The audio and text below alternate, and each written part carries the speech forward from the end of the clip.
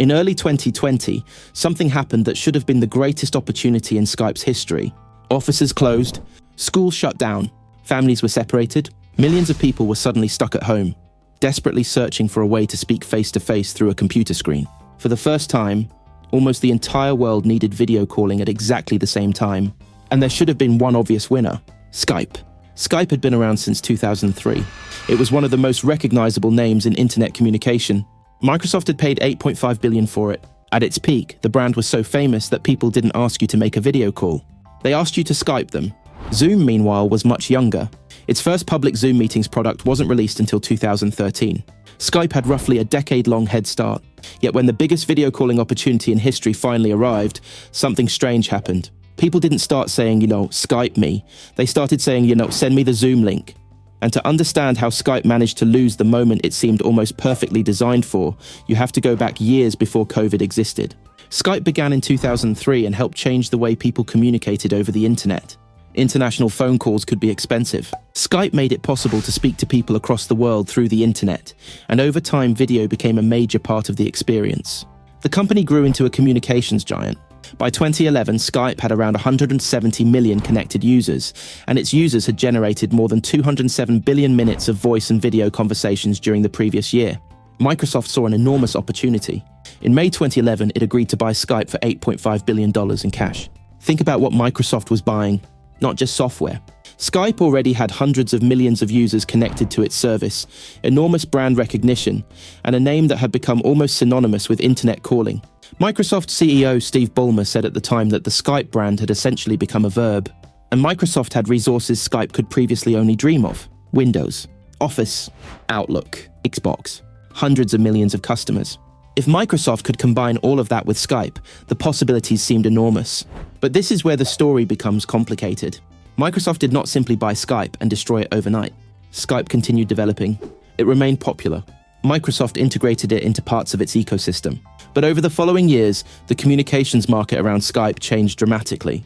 Smartphones became central to everyday life. FaceTime was built directly into Apple devices. WhatsApp expanded rapidly. Facebook Messenger offered voice and video communication. People had more ways to communicate than ever. And Skype itself started trying to become more than the simple calling product people originally knew. One moment captures the problem particularly well. In 2017, Skype received a major redesign. The new Skype was brighter, more colorful, and more social. It introduced reactions, camera features, and something called highlights. Highlights allowed users to post photos and videos from their day. If that sounds familiar, it should. It was Skype's answer to the stories format popularized by apps like Snapchat. There was just one problem. People weren't opening Skype because they desperately wanted another social network. They were opening Skype to talk to someone. About a year later, Microsoft began reversing parts of the redesign. Skype's own design leadership admitted that the company had overcomplicated some of its core experiences. Most damningly, Microsoft acknowledged that calling had become harder to execute and that highlights hadn't connected with most users. Think about that for a second. Skype had become famous for helping people call each other over the internet, and somehow, while trying to modernize itself, it had made calling harder.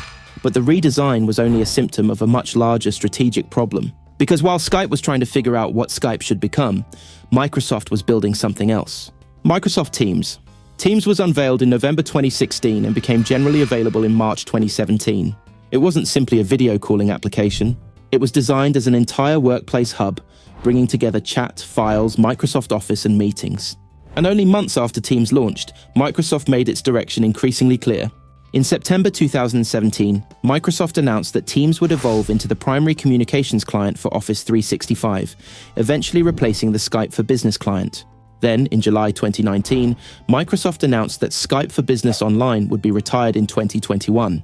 New Office 365 customers would increasingly be directed toward Teams for chat, calling, and meetings. Now, there is an important distinction here. Skype for Business and the ordinary consumer version of Skype were not exactly the same product. Consumer Skype wasn't being shut down, but strategically, something important had changed. Microsoft was no longer betting its entire workplace communications future on the Skype name. Its future was Teams.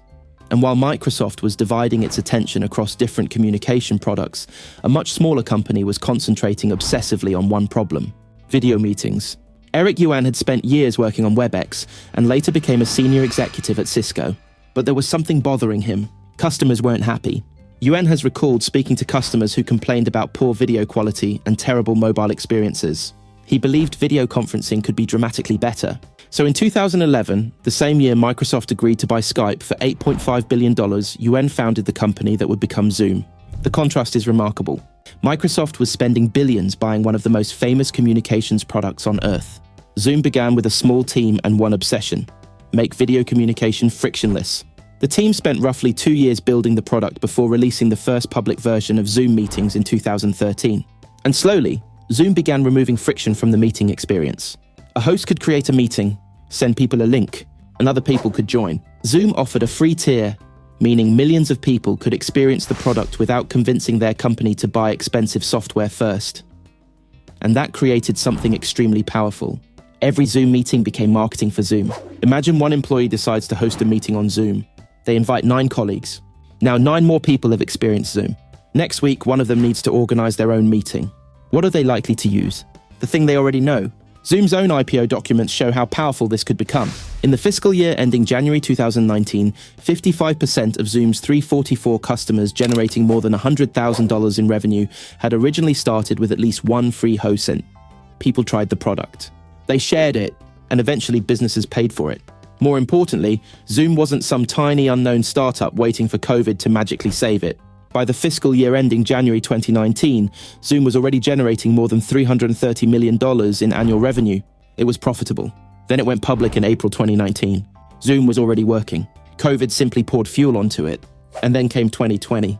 Suddenly, the problem Zoom had spent years obsessing over became one of the most important problems on Earth. Teachers needed to reach students. Companies needed to hold meetings. Doctors needed to speak to patients. Friends wanted to see each other. Families held birthdays through computer screens. Video conferencing stopped being specialist business software. It became infrastructure for ordinary life. And here's what makes Skype's story so fascinating. Skype didn't disappear during COVID. In fact, its usage surged. Microsoft said in March 2020 that 40 million people were using Skype every day, an increase of 70% month over month. Skype-to-Skype calling minutes increased by around 220%. So the story isn't that COVID arrived and everyone abandoned Skype. The truth is worse. Skype was growing dramatically, and Zoom was still capturing the cultural moment. Zoom said it had reached a peak of around 10 million daily meeting participants in December 2019. By March 2020, it was averaging around 200 million. And by April, around 300 million daily meeting participants, 30 times the December peak in only a few months. Now, those figures need an important clarification. Zoom was reporting daily meeting participants, not 300 million unique daily users. Someone attending multiple meetings could be counted multiple times. And Skype's 40 million figure measured daily users differently. So comparing those two numbers directly would be misleading, but you don't need to. The scale of Zoom's acceleration speaks for itself. Zoom had become one of the defining products of lockdown. And part of the reason was brutally simple. Zoom had built itself around the meeting. You wanted to meet. Someone sent you a link.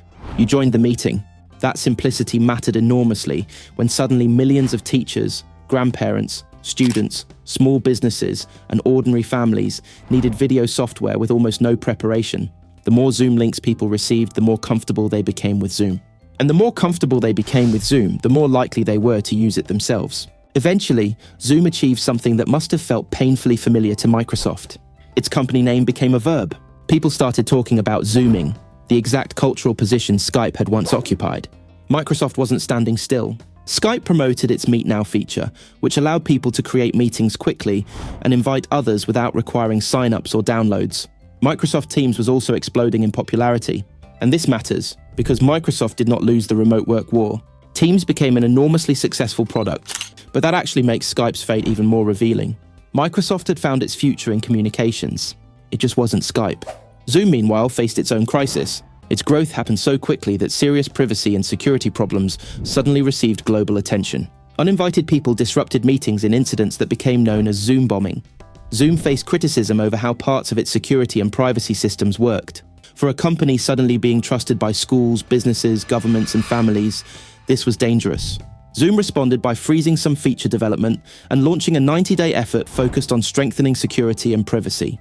The company certainly wasn't perfect, but the controversy didn't reverse the larger shift. Zoom had already become embedded in pandemic life, and Skype never reclaimed the position it once held. The ending came years later. On May 5, 2025, Microsoft officially retired the consumer version of Skype. Users were encouraged to move to Microsoft Teams free. More than 2 decades after Skype first arrived, the product that had helped normalize calling people through the internet was gone.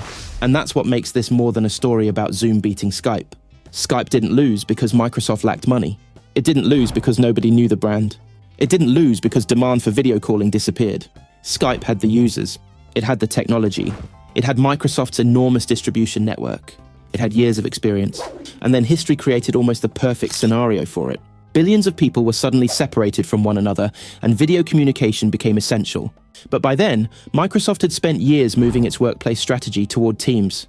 Skype had struggled with its product identity, and Zoom had spent years obsessing over making one specific experience as frictionless as possible. The lesson isn't that the older company always loses to the startup.